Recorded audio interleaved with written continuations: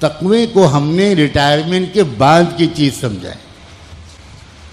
تقوی کا جب لفظ آتا ہے تو کوئی نوجوان ذہن میں آتا ہے، کوئی انجینئر، کوئی ڈاکٹر، کوئی پروفیشنل، کوئی وکیل، کوئی جج، کوئی بزنس مین، کوئی کھلاڑی۔ تقوی کو ہم نے ریٹائرمنٹ کے بعد کی چیز سمجھا ہے۔ تقوی کو ہم نے ریٹائرمنٹ کے بعد کی چیز سمجھا ہے۔ ہم لوگ تقوی کو زندگی سے الگ ایک چیز سمجھتے ہیں۔ آپ مجھے ایک بات کا جواب دینا اور چپ مت رہنا۔ سب لوگ بولو گے تو مشکل ہوگی، لیکن جو لوگ ہر وقت زیادہ بولتے رہتے ہیں وہ اس وقت ضرور جواب دیں، باقی وقت میں تو تھوڑا کم کر دیں۔ ہوتا الٹا ہے۔ میرا تو 30-40 سال کا تجربہ ہے۔ جو لوگ ہر وقت بولتے رہتے ہیں، بیویاں بھی پریشان، پڑوسی بھی پریشان، وہ جب میں کچھ پوچھتا ہوں تو خاموش بیٹھے رہتے ہیں، حالانکہ میں کچھ کو تو پہچانتا بھی ہوں اور ان کو کھڑا بھی کر سکتا ہوں کہ بھائی ساری یہ جو پاور ہے یہ بیچاری بنت حوائی کے سامنے رہتی ہے۔ یہاں کیوں نہیں بولتے؟ میں ایک سوال کرنا چاہتا ہوں۔ جب تقوی کے لفظ آتا ہے تو ایک بوڑھا سا آدمی لاٹھی لے کر مسجد میں جاتا ہوا، یہ تصور ہوتا ہے کہ نہیں ہوتا؟ 70 چوہے پہلے کھا لیں پھر حج کو چلیں گے۔ کیوں بھائی بولو، جواب تو دو یار، کوئی جواب ہی نہیں دیا۔ تقوی زندگی سے ریلیونٹ اور زندگی کے ہر مرحلے سے جڑا ہوا کوئی کیریکٹر ہماری سمجھ میں آتا ہے۔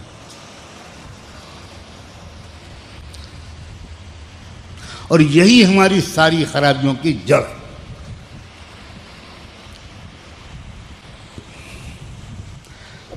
تقوی کا تعلق بیڈ روم سے بھی ہے، تقوی کا تعلق کچن سے بھی ہے، تقوی کا تعلق دکان سے بھی ہے، تقوی کا تعلق کالج اور یونیورسٹی سے بھی ہے، تقوی کا تعلق کیش باکس سے بھی ہے، تقوی کا تعلق بینک اکاؤنٹ سے بھی ہے، تقوی کا تعلق کھیل کے میدان سے بھی ہے، تقوی کا تعلق نکاح کی محفل سے بھی ہے، تقوی کا تعلق سہاگ رات سے بھی ہے، تقوی کا تعلق دلہا اور دلہن کے جذبات سے بھی ہے، تقوی کا تعلق گھر کے اندر مختلف رشتہ داروں اور پڑوسیوں کے ساتھ تعلقات سے بھی۔ تقوی زندگی کے ہر قدم پر یا ہم تقوی کے ساتھ ہوں گے یا بغیر تقوی کے۔ تقوی والا سڑک پر کبھی تھوک نہیں سکتا، اور میں حجر اسود پر ہاتھ رکھ کے قسم کھا کے کہنے کو تیار ہوں کہ جس نے سڑک پر تھوکا اس کے تقوی میں کمی ہے، چاہے بہت لمبی داڑھی ہو۔ اور آگے بڑھوں، جس نے بلا ضرورت بلا احتیاط زور سے اپنی کار کا ہارن بجا دیا، اس کے بھی تقوی میں کمی ہے۔ کیا سمجھ رہے ہیں ہم لوگ تقوی کو؟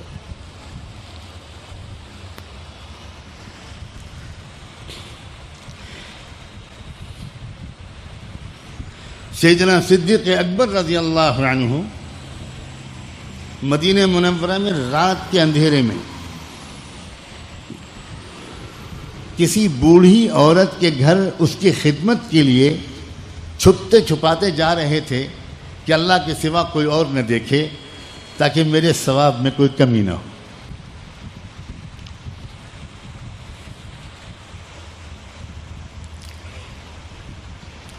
ایک صاحب نے دیکھ لیا، قریب آئے تو پہچان لیا، اور یہ دیکھ کر حیران رہ گئے کہ حضرت صدیق اکبر اپنے ہاتھوں میں جوتے یا چپل لیے ہوئے تھے، بجائے اس کے کہ جوتے چپل پیروں میں ہوتے، پہننے کے بجائے انہوں نے جوتے چپل ہاتھ میں لے لی۔ تو انہوں نے بڑے تعجب سے پوچھا کہ یہ آپ رات کے اندھیرے میں چل رہے ہیں، کوئی سانپ، کوئی بچھو، کوئی کیڑا، کوئی نوکیلا پتھر آپ کے پیروں کو چوٹ پہنچا سکتا ہے. آپ اس وقت تو انہوں نے زبان انگلی پر ہونٹوں پر انگلی رکھتے ہوئے کہا کہ آہستہ بولو, اور قریب آ کر چپکے سے کان میں کہا کہ یہ 2 لوگوں کے سونے کا وقت ہے. اگر میں چپل پہن کے چلوں گا تو پیروں کی جو جوتوں کی آہٹ ہوگی اس سے ہو سکتا ہے کسی کی نیند کھل جائے. یہ ہے تقوی. ایک ایک انسان کے لطیف احساسات کا خیال رکھنا, یہ مقامات ہیں تقوی کے, لیکن یہ سب تقوی کے اندر آتا ہے. تو اللہ تعالیٰ نے پہلے تو تقوی کی یاد دلائی اور تقوی کے سب سے اونچے معیار کی یاد دلائی, حق تقاتہ.